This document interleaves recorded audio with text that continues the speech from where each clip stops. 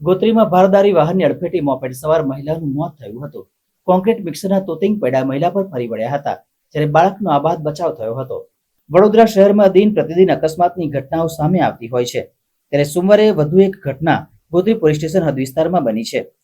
Nilambar circle પાસે concrete mixer machine dumper લઈ જતા ડ્રાઈવરે યુવતીને અડફેટમાં લેતા સ્થળ પર તેનું મોત થયું હતું, જ્યારે બાળકને સારવાર અર્થે ખસેડવામાં આવ્યું છે। આ બનાવના પગલે ગોત્રી પોલીસે મહિલાના મૃતદેહને પોસ્ટમોર્ટમ અર્થે ખસેડી આગળની કાર્યવાહી હાથ ધરી છે। આ સમગ્ર ઘટના સીસીટીવીમાં કેદ થઈ હતી। શહેરના ગોત્રી નીલાંબર સર્કલ પાસે અકસ્માત સર્જાતા યુવતીનું ઘટના સ્થળે જ કમકમાટીભર્યું મોત નીપજ્યું હતું। શહેરમાં પ્રતિબંધ હોવા છતાં ભારદારી વાહને વધુ એક યુવતીનો ભોગ લીધો છે। કોન્ક્રીટ મિક્સર લઈને જતા ડ્રાઈવરે યુવતીને અડફેટમાં લીધી હતી।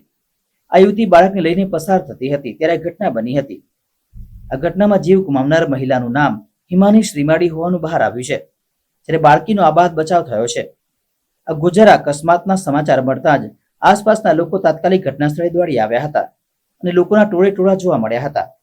આ બનાવના પગલે તાત્કાલિક સ્થળો પર એમ્બ્યુલન્સ અને પોલીસ પહોંચી હતી અને અકસ્માત કરનાર ચાલક અને મૃતક યુવતીના મૃતદેહને પોસ્ટમોર્ટમ અંગેની કાર્યવાહી હાથ ધરી હતી। અને નીલાંબર સર્કલ આગળ આ ટ્રક મને આગળ ઉભી રહી હતી, એની અંદર એક સિગ્નલ પર બેન ઊભા હતા। એ સિગ્નલ પર બેનને આ ટ્રકવાળાએ જોયું પણ નથી અને કંઈ પણ નહીં, ડાયરેક્ટ પીધેલી એટલી બધી પીધેલાની હાલતમાં હતો કે એને બેન પણ નહીં જોયા કે કંઈ પણ નહીં। એને એટલી બધી તો શું ઉતાવળ હતી કે કોઈની બેન દીકરી માં હતી, નાની છોકરી હતી ફૂલ જેવી 3 વર્ષની, એ પણ મરી ગઈ છે। છોકરી જેવી જ છે, સોરી, એને દવાખાને મોકલવામાં આવ્યું છે। જે બેન હતા એ એક્ટિવા ચલાવીને જઈ રહ્યા હતા, એ પણ મરી ગયા છે। તો સરકારને નમ્ર એટલી અપીલ છે કે આવા ભારે વાહનો બંધ કરાવો, જેથી આપણી બેન દીકરીઓ હોય બહેનો બધા બચી શકે।